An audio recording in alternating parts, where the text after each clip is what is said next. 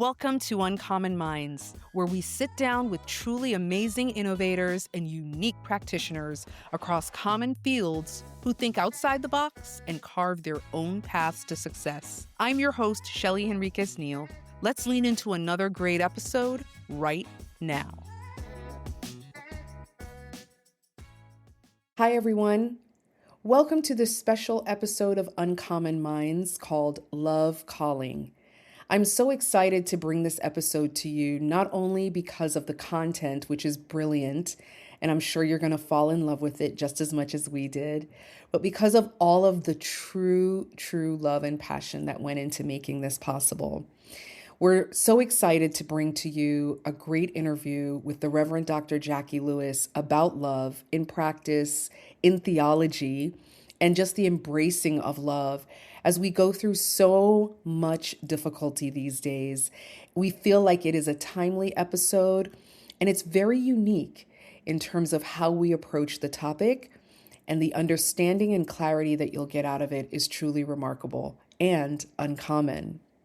Not only do we want to celebrate this episode because Valentine's Day is coming up, but it's also the celebration of Black History Month. So we are thrilled to elevate and lift up Black History Month because Reverend Dr. Jacqui Lewis is a true icon and a true amazing representation of Black history. And happy Valentine's Day to you all too. Enjoy. Every corner of our world since the beginning of time has a story of injustice and hate. It's because of this that the term safe space takes its meaning and shape. Safe space is often used to describe an experience and or a setting that we all need to have in place in order to be our authentic selves. Our society can and has been cruel to those of us who think, look, sound, and even love differently. Well, one truly safe space is Middle Collegiate Church, also known as Middle Church, or Middle, as it's affectionately called by its core membership. And that core membership is all over the world, folks. Lodged in the historic east side of Manhattan, New York City, Middle is more than its physical space. It's a movement that is ever present and transcendent. Today's guest is Reverend Dr. Jacqui Lewis, Senior Minister of Middle Church, who's been in her beloved role for 20 years. 20 years last year. At Middle and everywhere she is, Jacqui embodies the realness that love isn't just a word on the wall. It is a practice that's seen and felt at all times. Her work highlights the emotion, the plight, the celebration, and the lived experience of the people who work and worship at Middle and countless others around the world. She's not only a senior minister, she's an outstanding author, a public theologian, host of the Love Period podcast. She's a culture builder, an activist, and someone who understands love and faith as things that are alive in conversation, in art, in music, in media, in energy, and the world around us. The truth is, and this is a quote, the truth is, even though I'm a pastor, the God I'm most sure of is love. And that is a quote from her amazing book, Fierce Love. Jacqui, thanks so much for spending time with us today and for inviting us to your home. We're in the middle. We're in the middle. It's so good to have you. Oh, thank you so much for making the time. So I'd like to start our talk today the same way that we start every episode, and it's really with you, your origin story. Before the pulpit, before leadership, where did you grow up and what did faith look like in your early life? First of all, just thank you again, Shelly, for this opportunity to have a conversation about love. And the words you said about me, I'm like, oh, I hope I'm that girl. I hope so. That'd be great. So I'm raised by two parents from Mississippi, one from Ruleville. My mom is from Ruleville. sang in the choir with Fannie Lou Hamer. Also picked cotton with Fannie Lou Hamer. Ooh. My dad is from Meridian, and his family is buried in the same plot as James Chaney. I'm saying before I knew those things to be true, before I knew that my great uncle George worked with Fannie Lou to register voters in Sunflower County, I think I inherited something from my parents about family and about sticking together and about love as healing the world. I think that was their canon, you know, that they were faith people. Yeah. They both were Baptist people, not Southern Baptist people, but Baptists in the South. Sure. Whose preachers were not necessarily, you know, exegetical wizards, you know, didn't necessarily like go to Harvard and figure out how to break a text down. But Dad was raised in a Black Catholic school and Mommy was raised in a Black Baptist place, and they both heard love God, love neighbor, love self. So when they boiled it down for us, that was the deal. Love God, love neighbor, love self. And when you're little, you don't know your parents are etching something on you, but they were. My childhood churches included a missionary Baptist church where the ladies were white and had gloves and doilies, and everybody was shouting. And I was like, oh, I want that. That was included that. But it also included a Presbyterian church that was multi-ethnic. I think that became the church of my dreams, where the music was Bach and Beethoven and Handel, but also songs from Hair. Oh, lovely. You know, and songs from the gospel tradition. Wow. A Black young choir director and an older white lady. And the space was safe for children. We could run around the church and dance in the basement, and we led worship and we collected offering. So from there we marched in the streets for, you know, March of Dimes, and we collected our money for one great hour of sharing. Wow. We sent money for cows in the Heifer Project. Like, we were learning to be faith leaders as little kids in that place. Yes. And I became an elder in the church when I was 16 years old. I was on the board of my church. One of my colleagues here at Middle is a Presbyterian, so when I say that, I know that they know what I mean. But to be a ruling elder at 16. Yes. So all of this happens before I am a pastor. I'm a teenager. I'm a goody two-shoes. Yeah. If you looked up goody two-shoes, I was there with my big afro and my overbites. I was we weren't trying to get in trouble with Daddy. So, Right. But the formation of faith was, you know, one generation removed from Mississippi, Jim Crow, and prejudice and poverty, and ancestors who did something about it. My grandmother, Uncle George's sister, you know, pray unceasingly, you know, pray for your enemies, pray with your feet. Yeah. So that shaped me before I ended up being a professional Christian, if you will. This makes so much sense, knowing what I know of you now, and I think it's so amazing to have that juxtaposition of the struggle, the real struggle, but what happens after the struggle. Yeah. The praise, the celebration, the giving thanks for getting us through that struggle. Right. You had it in your family, in your upbringing, right next to each other. Right next to each other. That's amazing. And joy. Yeah. You know, like my family, you know, look us up in the books and you'll be like, yeah, those Lewises. I mean, 5.5 of us, 6 kids, a half brother who came to live with us, parents, poor, working class, but, you know, church and joy, church and movies, church and, you know, dancing in the basement and shooting pool and playing bid whist, honey, loud. And cookouts in the backyard. So there was the way that I think Black folks' religion, I'll say, isn't always so concerned about what's secular and what's sacred. So when you talk about two things coming alongside each other, there was the, don't you know our God is able? Let's be faithful to that God of love.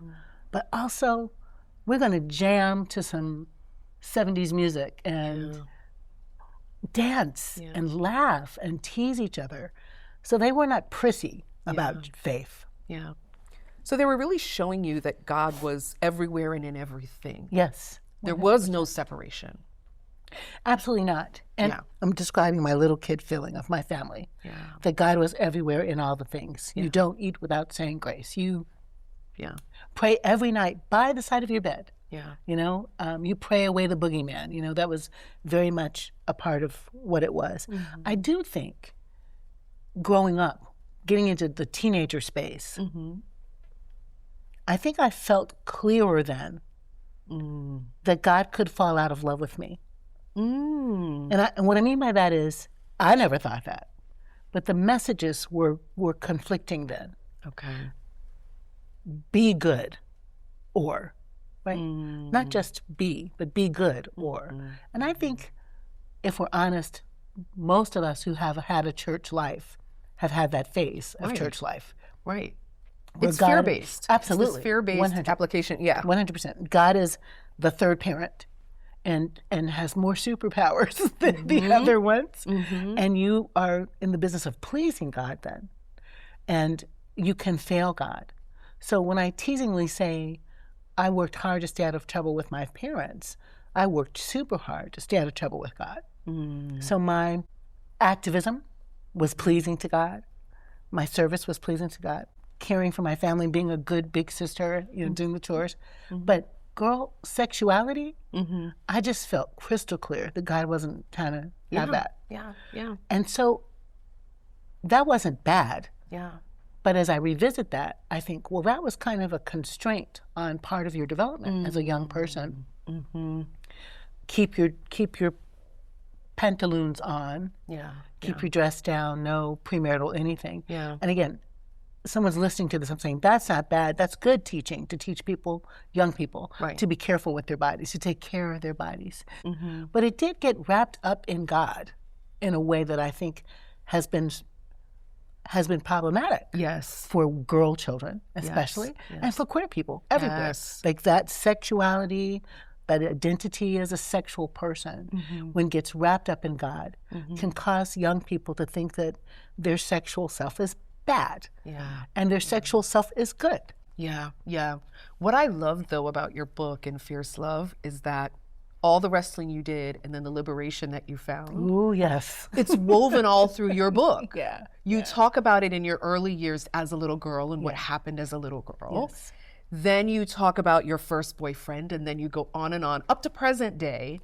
But you are so vulnerable and you're so open about it. So I love that you found a way to reconcile that over the years and make it so that now those of us who hear you and listen to your sermons and know you and you talk about it, it's all woven in.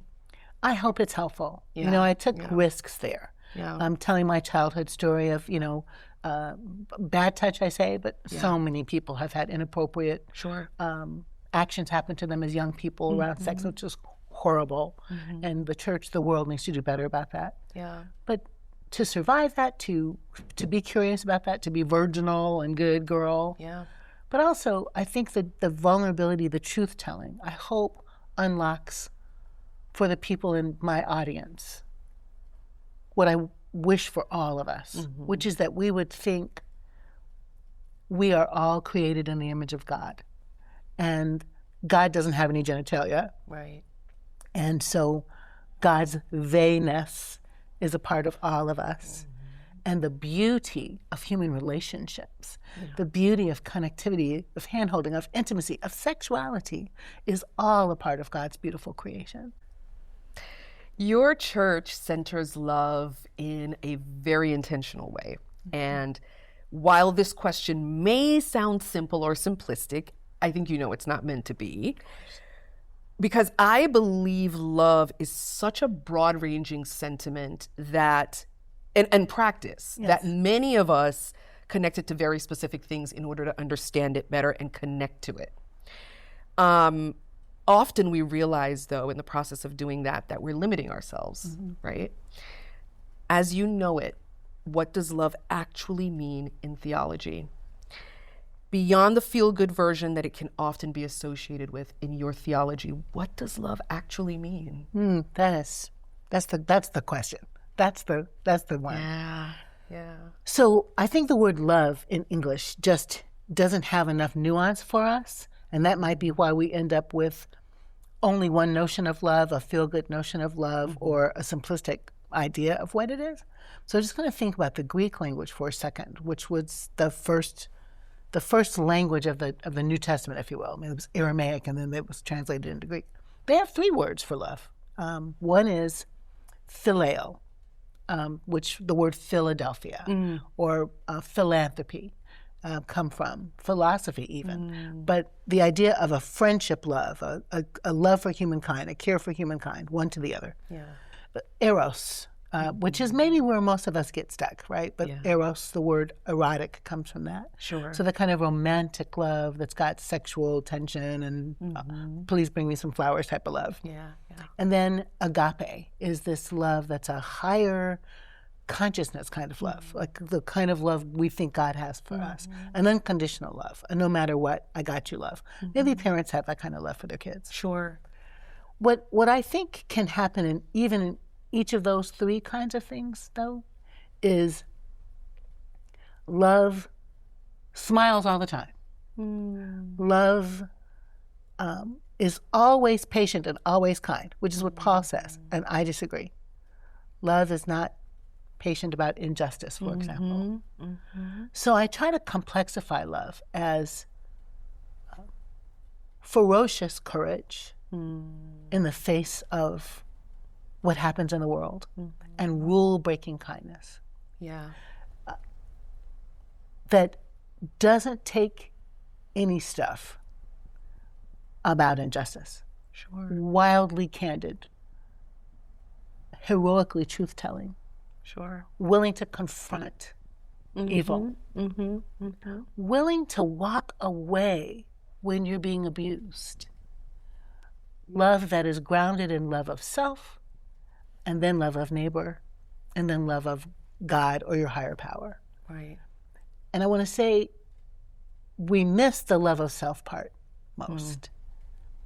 So there's a kind of expectation that when you love, you're going to just use yourself up or give yourself away. Sure. Or take all of the punishment or harm because you love somebody. But if you love yourself, you who are made in the image of God, there's some boundaries in your love. There's some expectations of mutuality in your love. There's some expectation of justice in your love. Right. So I think love is the most powerful force on the universe. And theologically, I think in my tradition, it is grounded in love of self that God made, appreciation. Like you are the temple of the holy. God is up in there. Yeah. God is love, the text says. And those who live in love live in God, and God lives in them. Yeah. Let me say that again. Like, when you love, God lives in you. So you are the house of God.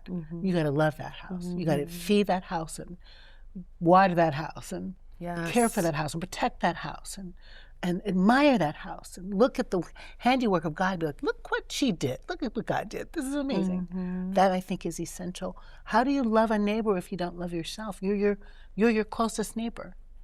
So that kind of sense of the expansion from I love me to I love my neighbor. My spouse is my closest neighbor, my partner, my children. These are my close neighbors, my siblings. These are my neighbors. My neighbors are down the street, but my neighbors are around the world. Yeah. My neighbors are in Gaza. My neighbors are, in Ukraine. And I think that kind of love requires things of us. Sacrifice. Our kin is in trouble. Our love activates that, right? Our kin is hungry. That activates how we spend our money. That activates how we think about our resources. Yeah. And those 2 pieces, if we don't love ourselves and we don't love our neighbor, anything we're saying about loving God is, to me, vapid. Yeah. Yeah. How can you love the God you can't see, the scripture says, if you don't love your neighbor who you do see? So like a 3-legged stool, love self, love neighbor, love God is the other. Yeah. I love that. I love that. There we go. How do you preach love without bypassing justice and accountability? Yeah, I don't think you can. I'm paraphrasing Dr. King a bit, but everyone should look up this quote where he talks about love without justice is anemic. And justice without love can be, I'm paraphrasing, kind of caustic. And love corrects everything that stands against justice. And justice corrects everything that stands against love. That they are inextricable. Inextricable. And King is a Christian who studies Gandhi and Howard Thurman, and Jesus is a Jew who I study, Jesus and King and Gandhi. But in Judaism, the separation of justice and love is nonsense. You know, in Judaism, when they're talking about tikkun olam, healing the world, or they're talking about what does God require of you, like those are Jewish texts. To do justice, to love mercy, to do justice, to love mercy or mercifully, and to walk humbly with your God. The idea of righteousness, tzedakah, the idea of justice, mishpat, and the idea of community, hesed, righteousness, justice, kind of community care, chesed. Those three concepts together keep love and justice together. Right. So to be honest, to be frank, talk of love requires ethical ferociousness. A talk of love requires making a just society. Talk of love, prayer about love, preaching love. If there's no transformation of behavior, it's just talk. Was that too much? No. It's just too much. No. It's just talk. Love doesn't see a stranger hungry and not feel moved to do something about it. Jesus, when asked this question about love, reminds the lawyer who asks, well, what does the scripture say? Love God, love neighbor, love self. You have answered correctly. But who's my neighbor? Looking for the loophole, right? Well, who is my neighbor? And there's a lot of church people who think their neighbors are people sitting next to them in the pew, and that's the only ones. Sure. But Jesus tells a story of a Samaritan person who isn't Jewish, really. Mixed race, kind of outside of the Jewish frame. That there's a man on the street, and he's been robbed, and he's been beaten, and two religious people walk by. First, a priest walks by, and, oh man, I can't get into that, and doesn't go over and do anything about it. A Levite, like a temple helper, looks around and goes, oh, I can't either, I can't do it. There could have been reasons why. What is kosher, what is clean, maybe you can't deal with a broken body, but they didn't do anything about it. The one who does something about it is the Samaritan who walks by and sees the man and picks him up and puts him on his donkey and takes him to a hostel, a hotel, a hospital, pays for a room, makes sure that he's well cared for, and then comes back and pays the bill. Wow. That okay, Jesus. Yeah. you know? Yeah. The star of your story, the hero of your story, is an outsider. Yeah. The most unassuming of the three that you Exactly, named, right. And got no status and ain't got no degrees and is an outsider. But so the star of the story is the kindness, the rule-breaking kindness, and the ferocious courage of this outsider to take care of this person on the street. Yeah. That's what it means. Yeah. Oh my goodness. You know, we talk about a safe space. You know, I mentioned it in the intro, segueing from the story of the Good Samaritan that you just shared. Good Samaritan gave this person in the street a safe space. Absolutely. Right? Yeah. The term gets used a lot. Middle really lives and leans into that idea, though. Safe it space. really, really does. What does safety look like in a spiritual community? There's so many different ways. Who are you intentionally making space for? That's a great question. Well, can I introduce the words safe and brave together? Absolutely. Because I think safe space in the literature, I'm a psychologist too, and safe space in the literature feels like, please don't challenge me, please don't ask anything of me, don't demand anything of me, just as I am, this is what it is. When I add brave to it, I say, in a safe and brave space, you are welcome here, just exactly as you are, as you come into the space. No matter who you are, no matter how you love, no matter who you love, no matter your faith or not faith. Atheists are welcome at Middle Church. But there is something else required, which is what makes it brave, is an accountability to each other. Like an accountability to be honest. To say, actually, that behavior doesn't keep everybody safe. You know, when I first got here, in fact, in this room, this was one of our classrooms. We did a bunch of classes when I got here on sexuality. So everybody, there was a kind of sense of, we know God loves all the people, and we know God loves all the queer people. But what's the theology behind that? Like, teach us what that is. So I did a bunch of classes on human sexuality, so people wouldn't be just like, we're making an exception, more like, this is why. We're open. There were two women who sat over here. I remember it turned out they were interlopers. We didn't know that. We weren't checking on what's your theology? Sure. When you come in the door. But they were asking questions that were absolutely offensive about and to gay people. And ultimately I said, so what I'm hearing from you is you disagree with our theology of radical welcome. That's what I'm hearing. And I'm going to tell you, that's just fine. But it's not fine here. Yeah. It's not fine here. You can't make my queer siblings feel out of the grace of God because you disagree with our theology. Sure. So I thank you for coming, but it's okay for you to leave now. And they left. Yeah. My job in the safe, brave space was to be brave enough to keep the space safe by confronting what is unsafe. And I think that is what makes Middle us. Yeah. There certainly things happen that make people uncomfortable. Yeah. Because we're human. And there have been things that have happened here that I feel outraged about that made people feel uncomfortable.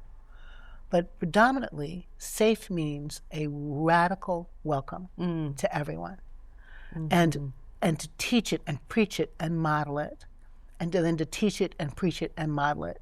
So the culture gets reinforced by all the people, not just me. Sure. We hire multiple kinds of people. Yes. We preach multiple kinds of sermons. Yes. When our trans team gave communion, like, first of all, they're like, oh my God, I'm doing this holy ritual, serving communion. That's beautiful. But everybody who saw that, everybody who witnessed that, witnessed our radical love and welcome, and that this is a space where trans people will be safe. Yes. Now, we can mispronoun people like the best of them sometimes. Yes. But the intention and the ongoing norm setting, culture conscription, this is who we be. Yes. No matter who you are, you are welcome here. And we mean it. Yes, yes. You know, as I'm hearing you explain that, I'm really truly getting the sense that everybody in the community has this agency and equity at Middle. That's right. Yeah. That's right. And I want to complexify because I love complex thinking. I'll bet you if you pulled 3 more people into this room and asked them, so do you ever feel unsafe? Someone's going to say, yes, I do sometimes. Jacqui's very loud. I'm loud. I have a strong personality. I do. And I say things straightforwardly. Yesterday, my sermon was like, somebody was murdered type of feeling. When I'm too old. I'm 66 now. My skin is not broken, but my heart's been broken, and I don't have time. to pretend. Just cut through it. So that's not, some people who are like, okay, that's very straightforward. That I think can happen. I think that there could be people in the congregation that are not as progressive as I am. And they might not feel comfortable saying that they're not, but they might feel uncomfortable. Do you know what I'm saying? Yes. And so that to me is just what it means to be a community, and you just keep working on it. You can't be, we're never going to be perfect in human community. Yes. But if our intention is to keep trying and also to invite the feedback. Our staff, I was gone this summer, and our staff did a great piece of work on what does it mean to be a community that we want to be. And they wrote this big covenant. I came back to like, okay, all right, y'all. But they wrote this big covenant that is not just on the board, but like in our consciousness of what it means to be safe. And like you said, Shelly, everyone then is responsible for maintaining the norm of safety. And that gives us agency, and that gives us power. Yes. And the fact that your staff is walking the walk, it's operationalizing it as well, absolutely. right? That's right. That's right. Absolutely. For many people, church has been the opposite of safe. Childhood experiences, whatever the case may be, you are offering an entry and in some cases a re-entry point for some people. Yes. What does belonging look like without pressure? Oh, that's a good question. What does belonging look like without pressure? That's great. I think I would say this. Just like love can't be just a word on a page or on a wall, belonging is a felt sense. And I think we communicate that at middle. I'm going to make you laugh with that. The strongest communication of belonging is our passing of the peace, which might go on forever. You have to stop it. But there's a kind of energy to turn to the camera and welcome the people who are online. And if you don't do that, you failed. There's an energy of finding the new person and saying hello. In fact, when worship starts, we're like, where are you from? Shout it out. I saw that. Africa. Yes. Where in Africa? Ghana. Okay. Like just having the space that everybody's not from, the East Village. Right. That signals belonging. We don't make people stand up and say where they're from. That might feel like pressure. But that kind of gathering up the where you're fromness is the beginning of the belonging. The announcements of where you can participate and how you can participate. The passing of the peace is this wild, from corner to corner, hugging and shaking hands to create a container for we see you. That Ubuntu, philosophy, we see you. And you exist here. We see you, we exist here. So now that we're back in our building, I love to stand at the exit and have people walk by me so that I can greet them again. Oh, that's lovely. And just be like, thank you for coming, and, have those quick conversations. But the eye contact and the, I noticed you're here, it makes people feel comfortable. Oh, you can feel it the minute you walk through the doors. It's definitely felt. It's felt. Want to talk a little bit now about faith in modern culture. Religion is very much a part of the cultural conversation. It's really always been. The lines that people draw to divide themselves, the walls that people tear down to unite themselves, all have their roots in faith. Yes. And community around that faith. Right. Religion is a connector. Yes. That connecting force can be used in a number of ways to influence and engage. A lot for bad these days, as we're seeing, but that's always been there. As culture evolves, spiritual leaders are always aware of the need to be relevant and to bring the teachings to meet people wherever they are. Yes. How do you see the work of staying culturally fluent, but you're not chasing a trend? So you are meeting people where they are. However, I'm not, look, this isn't woke for woke's sake, right? Yeah. But I That's want you good. to know that I see you, Yeah. and I realize that today is different than it was 10 years ago, Yeah. when I started 2 decades ago, that sort of thing. Yeah. I think it's an excellent question. Let me talk about just God is still speaking. Let me be there for a second and talk about the danger of the big T traditions. So the word religion actually comes from the word connect in Latin. I love the way you said that. Interesting. Yeah. So religion itself to connect us to each other and to our God, right? That's what it should do. And religion should connect us to a vision for a healed and whole world. Sure. That's what our scriptures are. All the scriptures, from Bhagavad Gita to New Testament, is articulating what human life can be like in an ideal. Yeah. Right? If we lean this way. Yeah.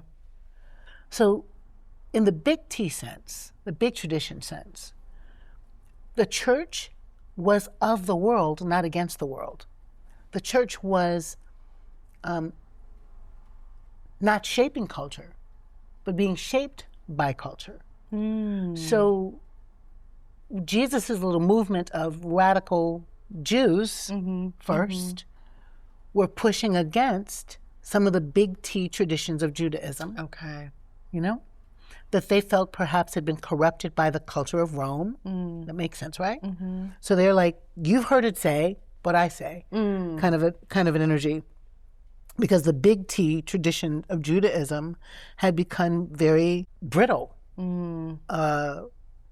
form of religion, not really religion. Yeah. Find a loophole. Okay. Who's my neighbor? What if I burn a dove instead of a...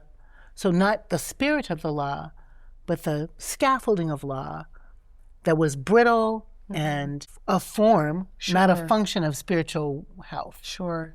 So Jesus is like, nope, not this, this instead. All of the law boils down to these 3 laws, type of a reformation, if you will. That happened in Christianity. But before it happens in Christianity, Christianity is shaped by empire. As soon as Constantine, the emperor, thinks he's going to make Christianity the state religion of Rome, Jesus' movement is secondary then. And so the big T traditions are the empire traditions. Yeah. The church looks like Rome. There's a pope. There's the bishops. The people are down here. You can't even eat the body of God. You can't do it because you're not good enough. Yeah. Oh, okay, you can eat the body, but you can't drink the blood. Like all of that hierarchy, all that patriarchy, all of that capitalism, all of that wired in. And then Reformation, right? Like Luther comes along and says, not that, this, and then Calvin comes along, not that, this, and the Baptists come along, not that, this. So the church has been reforming all over these centuries of churchness, chasing culture. Yeah. The church chasing culture, the church adopting culture to be relevant, or the power of the culture co-opts the church. Yeah. And there's a seduction. Yeah. You feel me, right? So what's our job now then as church leaders, faith leaders, people of faith? We are in the world. We are in the world. And we are of the world. Our church is not like Amish in Lancaster, Pennsylvania, let's come out of them, come out from amongst them. Yeah. We're in the world. So I think we have to admit that, own that, and use the tools of culture for the sharing of the good news. Like I will break into some Temptation song or what's going on or whatever is the methodology that captures the imagination. Yeah.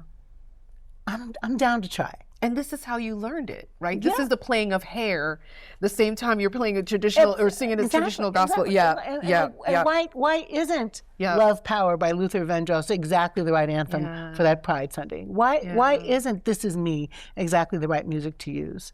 So I think just like maybe Black church isn't so what's secular and what's sacred, let's keep it divided.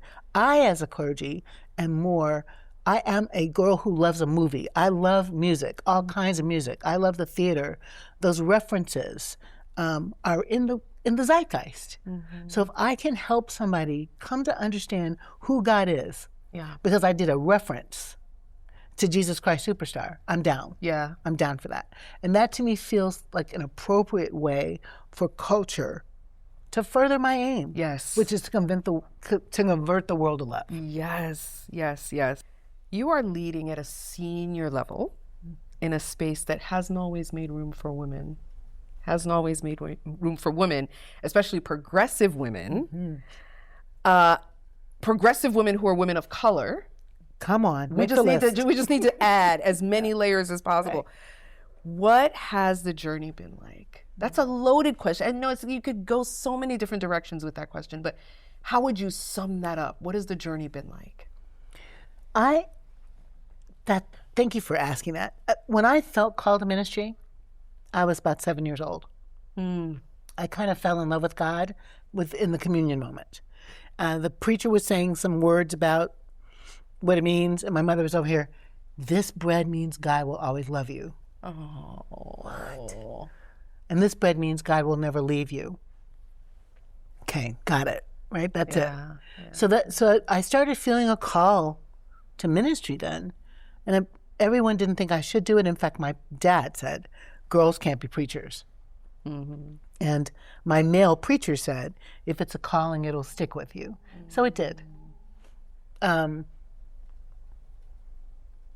My journey from I think I'm called to yes, I can, to getting into seminary at 30, my 30-year-old life was like, this is exactly where I'm supposed to be and what I'm supposed to do. I served a church collegium in Trenton with some beautiful, powerful leaders. And in that context, being a woman and being a Black woman was never an issue. That wasn't an issue. What's at issue that I want to lift up is I am the first Black person and the first female person to be a senior minister in this institution, which is the Collegiate Church of New York. Not Middle Church, but the whole collegium of churches that started in 1628. Yes. 1628. Yes. Okay. We are the oldest continuous Protestant church in North America. The oldest continually worshiping congregation in North America. And I'm the senior minister of the oldest part of the oldest church. That feels to me like both progress and something to note. How long did it take to break that glass ceiling? And I lift it up that way to say, Shelly, that the whole world is still, like the people who are getting laid off first in this crazy regime is Black women. We still are not ready. We're not ready for the power and the glory and the giftedness of Black women. So it's not just faith or church, it's world. And in the world, I'm listening to Black women. I'm trying to lift up Black women's voices. And I think the proof that Black women won a couple of elections for us is something for us all to notice. It's not just a faith problem, it's a human problem. To notice that we are not as inclusive as we want to be. Sure. Or as inclusive as we can be, or as acknowledging of the power of female bodies and Black female bodies. So that's how I want to answer that. Yeah, great answer. Truth, truth, truth. For someone who's listening, who's spiritual but not religious, who's skeptical, wounded, what do you want them to know? Exactly as you are. I'm talking big boned, I'm talking skinny, I'm talking color, hair texture, vocation, partnerships, children, no children, economic status. You are a miracle. You just are. That the divine is in you. The divine spark is in you. It doesn't matter if you believe it. It's just true. If we are stardust, cool. But we are something, a sumsa of the holy as well. And so let that be your guiding light. Let that be your North Star. Yeah. If you can't get with God, let love be your North Star. Look in the mirror and say, I am a child of love. I am love made flesh. I am love in human form. And there is nothing that can stop love. Period. Powerful message. Period. You know?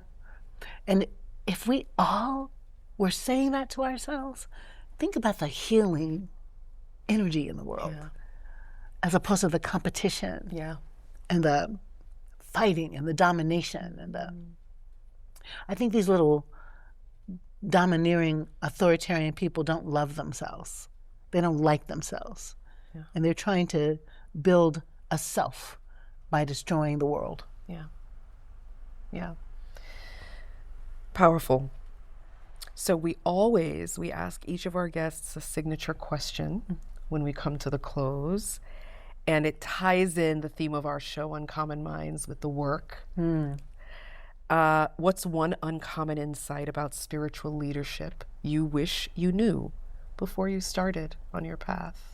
One more time. What's one uncommon Insight about spiritual leadership you wish you knew? I wish somebody would have told me. They did not tell me the bathroom was going to be that far down the hallway. Something. One common insight about spiritual leadership that's that the one. You wish you knew before you started on your path. I wish I knew what I said, that I hope everyone knows. I wish I knew that I didn't have to earn love. I wish I knew that just exactly as I was already a spiritual leader. And that every decision I make, every move I make, every vow I take, that is already spiritual work. I wish I had known when I was younger that I was already chosen by God to lead. It would have saved some time and some heartbreak. It would have defined my movement in the world differently. So I wish for everyone to feel it really doesn't matter what your vocation is. Well, maybe it doesn't matter what your avocation is. Your vocation is to love the world hard. And we already have the imprint of the holy with which to work. Beautiful. That's beautiful, Jacqui. Oh my goodness. Oh my goodness. Thank you so much again for taking this time. Thank you for reminding us that faith can be spacious, faith can be loving, and deeply human. Amen. Deeply human. Amen. It's what it is. Yeah. It's what it is. And we need it more now than ever. Yes. To have faith and love as a public ethic, as a guiding principle, a hermeneutic, a lens through which we move in the world. Love is the way. Love is the way and the truth and the life. Thank you so much. Thank you so much. Hi, friends. I enjoyed this conversation so much, and I'd love to be in touch with you. You can find me in my socials at Rev Jacqui Lewis, TikTok, Facebook, and Instagram. My website is jacquilewis.com. There are lots of resources there. And Middle Church is at middlechurch.org. I podcast at Love Period, hosted by CAC. My books are Fierce Love, A Bold Path to Ferocious Courage and Rule-Breaking Kindness That Can Heal the World, and the Just Love Story Bible, a beautifully illustrated book by my friend Cheryl Ross Tuesday that's got all the biblical characters looking brown like they should be. I hope to be in touch with you. Thanks for tuning in to this very special episode of Uncommon Minds, where we celebrate the thinkers, the makers, the dreamers, and the lovers who see the world differently. If you enjoyed this episode, make sure to follow us, rate us, comment, share it with a friend who could use a little inspiration. Until next time, stay curious, stay creative, and keep thinking uncommon. Thanks to our crew for another amazing episode. Our managing producer was Cheryl Tuesday. This episode was written by me, Shelly Henriquez-Neal. Our video and sound crew were Raina Wren and Little Ladybug Films.